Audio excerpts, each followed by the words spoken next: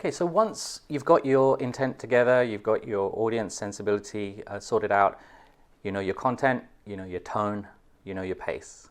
Okay, so the very next thing is to begin writing. So writing really consists of points. Okay, and I want you to start thinking of writing as a series of points. Now, these points can be organized in sentences or in paragraphs or whatever, but essentially you're making, in business writing especially, you're making a series of points.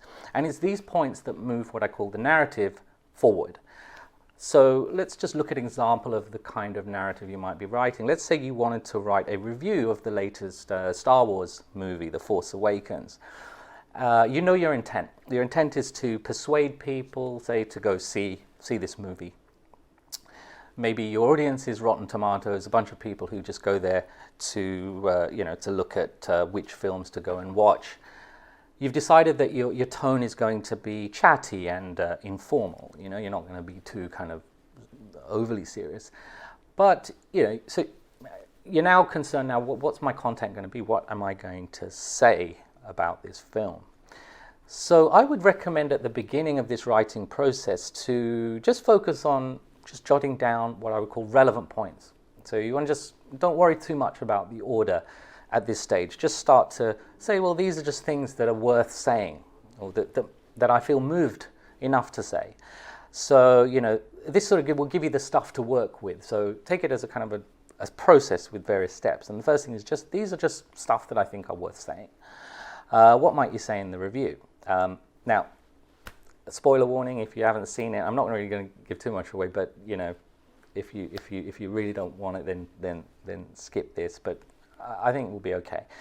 Now, let's say, what might you say in this review? And this is not necessarily my view of the film, by the way. This is just for purposes here. Let's say you wanted to say that I love this film. Okay, that's one thing you want to say.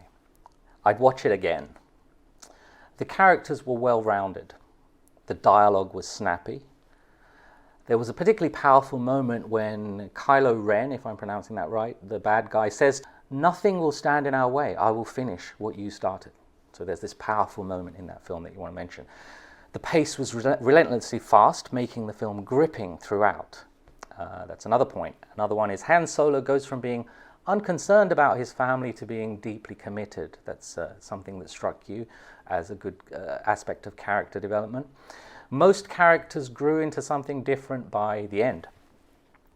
The opening scenes were riveting, fast-paced. Some parts were confusing, some parts of the film. Characters were more interesting than in the original Star Wars. I know some people aren't going to agree with that. Rey's character, the female character, was underdeveloped. There was no clear character arc. Let's say that was your view. The film was full of twists and turns that keep you guessing all the way to the very end. The conversation between Han Solo and Kylo Ren on the bridge was one of the film's most dramatic scenes. The film began with an intriguing scene. An old man gives a map of Luke Skywalker's whereabouts to a rebel pilot. The special effects were magnificent. The plot reuses many plot elements from the original Star Wars movie, and the 3D made you feel like you were actually there. So these are a bunch of things you might want to say, and I made it extensive so you can get a feel for a narrative.